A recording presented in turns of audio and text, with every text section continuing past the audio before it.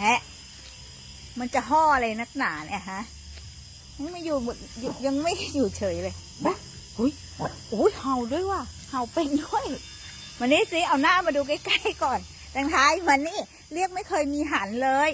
ฮะรู้จักชื่อไหมเนี่ยรู้ไหมว่าตัวเองชื่ออะไรเนี่ยแตงไทยมานี่แป๊บนึง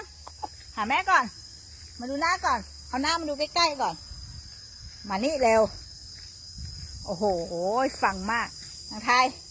มานี่ดูหน้าก่อนดิเนี่ยไปมุดอะไรมาเนี่ยฮะมีเด็กขี้ดินขี้โคลนเนี่ยไม่มีฟังเลยเฮ้ยบ่อนั้นลงไปนี่เดี๋ยวถึงกับตายเลยนั่นน่ะบ่อนี้มันลึกมาก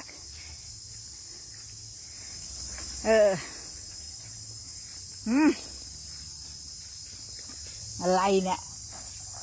น้ำอะไรเนี่ยฮะโอ้โหสนุกเล่นจังแตงไทยเฮ้ยตื่นก่อนเฮ้ยน่าเกลียด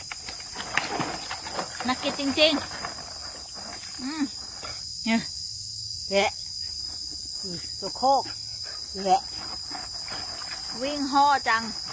ไปกินน้ำแข็งโน่นเอาน้ำแข็งใส่ขันไว้ให้อ่ะเนี่ยดูเนื้อตัวเนี่ยมีแต่ขี้ดินโคลนบวกโอ้โหหน้าตาแย่แยงไปแย่ดูดิหน้าเนี่ยฮะเดี๋ยวใครเข้ามาเนี่ยอายเขาไหมเนี่ยฮะเดี๋ยว FC มาหาเนี่ยหน้าตาอย่างเงี้ยนะใครเขาจะอยากจับเนี่ยฮะ